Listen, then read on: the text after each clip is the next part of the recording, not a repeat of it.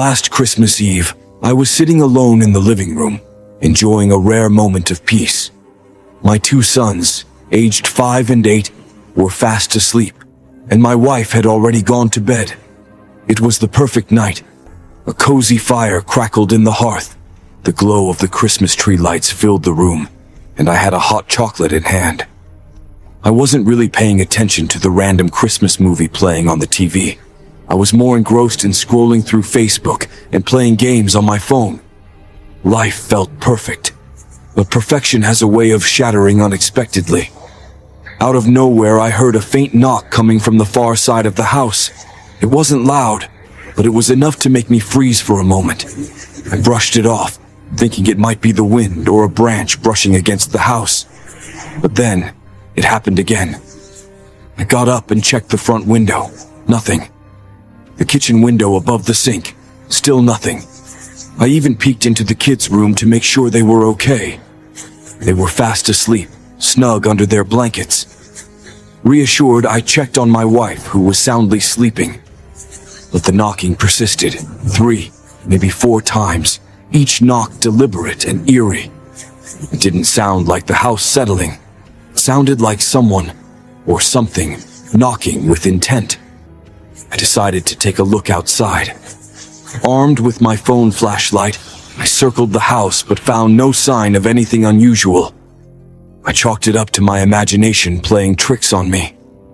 As I walked back inside toward the sliding glass door leading to the backyard, I heard it. A scream. It wasn't just any scream. It was a child's scream.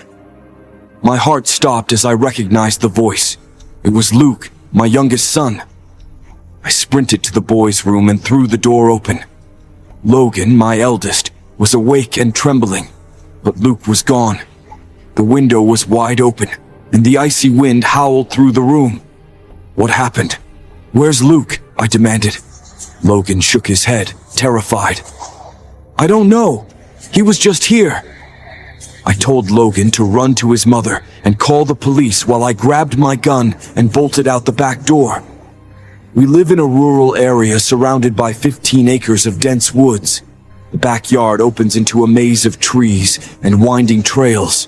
I called Luke's name, my voice echoing into the cold night. Daddy! A faint, terrified cry answered. It was him. I ran toward the sound, my feet crunching over the snow-covered ground. The scream came again, closer this time, and I followed it deeper into the woods. Then it stopped. The sudden silence was deafening, and dread settled over me like a heavy blanket. My heart pounded in my chest as I scanned the trees, hoping for any sign of movement. Minutes passed before I heard the faint rustle of leaves, followed by the sound of someone breathing heavily. I switched on my flashlight, sweeping the beam through the darkness, and then I saw it. A figure lay on the ground about 20 feet away. At first, it looked like a bundle of shadows, but as I moved closer, the flashlight illuminated the scene. A man in a ski mask was crouched over Luke, his gloved hand pressed over my son's face. Luke was limp, barely conscious. Get away from him, I roared, raising my gun. The man turned his head slightly, and in the beam of the flashlight, I saw the mask, blood-red ski mask with hollow black eyes. Without a word, the man bolted into the woods. I didn't waste a second chasing him.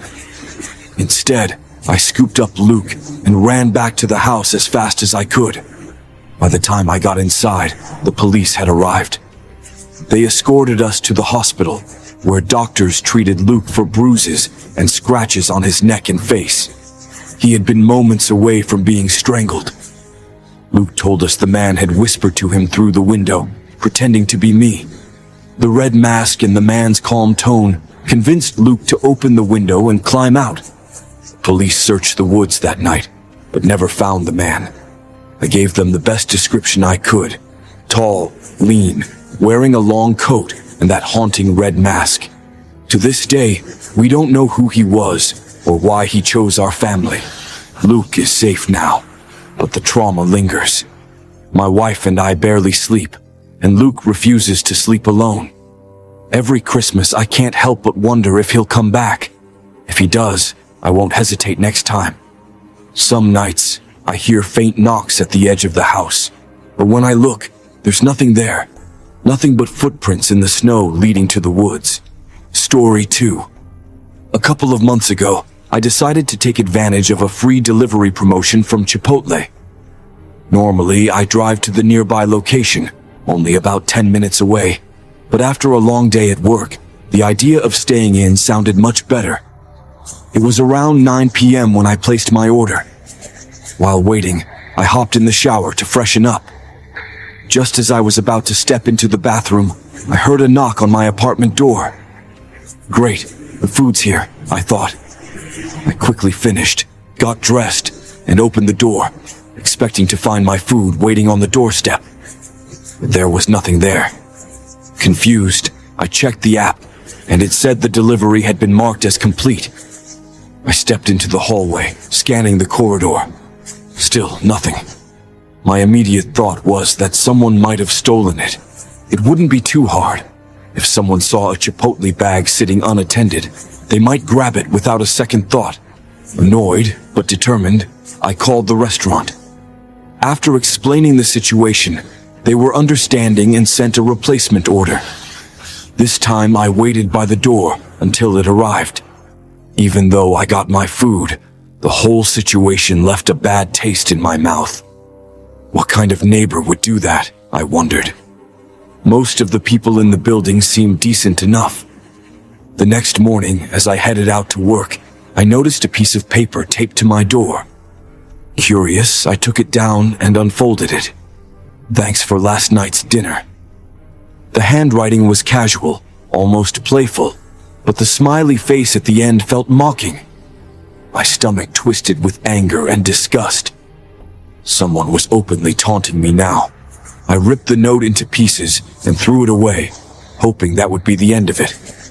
The next day, I stayed home and cooked for myself. But when I went to leave the apartment in the morning, there was another note waiting for me.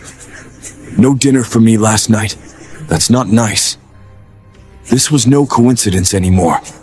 Whoever was doing this wasn't just some random thief. They were intentionally messing with me.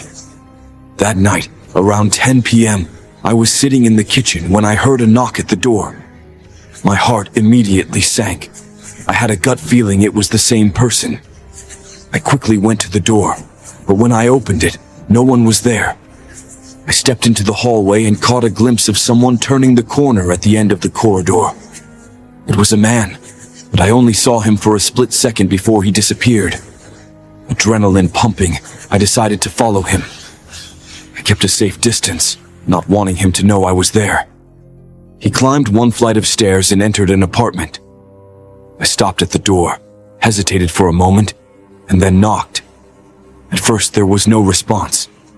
I knocked again, and this time, the door opened. A woman I vaguely recognized from the building stood there. "Can I help you?" she asked, clearly annoyed by the late-night disturbance. "Who's the guy that just came in here?" I asked. She frowned. "That's my boyfriend. Why?" I explained what had been happening. The stolen food, the notes, the man running through the corridor. As I spoke, I saw the man walk into view behind her. He was tall, with messy hair, and his expression shifted as he realized I was talking about him. Before the woman could say anything, he cut in. "This guy's crazy. I have no idea what he's talking about." The woman turned to him, confused. "Wait, weren't you outside earlier?" He stumbled over his words, trying to come up with an excuse. She didn't seem to buy it. Their conversation quickly turned into an argument, with her accusing him of lying and him insisting he had done nothing wrong. I decided to back off and let them sort it out. I left, feeling a mix of anger and unease. About 15 minutes after I got back to my apartment, I heard a loud banging on my door. This wasn't a polite knock. It was aggressive, almost like someone was trying to break it down. I looked through the peephole and saw him. It was the same guy, now red-faced with rage. "Open the door!" he shouted, slamming his fists against it. I yelled back, "I'm calling the police." But he didn't stop. He started kicking the door, each blow echoing through the hallway. I called 911 and reported the situation. Before the police arrived, the banging finally stopped. I heard his footsteps retreating down the corridor. The police questioned the woman the next day and discovered that she had kicked him out after their argument. She had no idea he had been harassing me and was horrified by what she learned. I later found out from neighbors that the man had a history of anger issues and had been in trouble before. Thankfully, he hasn't returned to the building since then, but I still double-check my locks every night. What started as a simple Chipotle delivery turned into one of the most unsettling experiences of my life.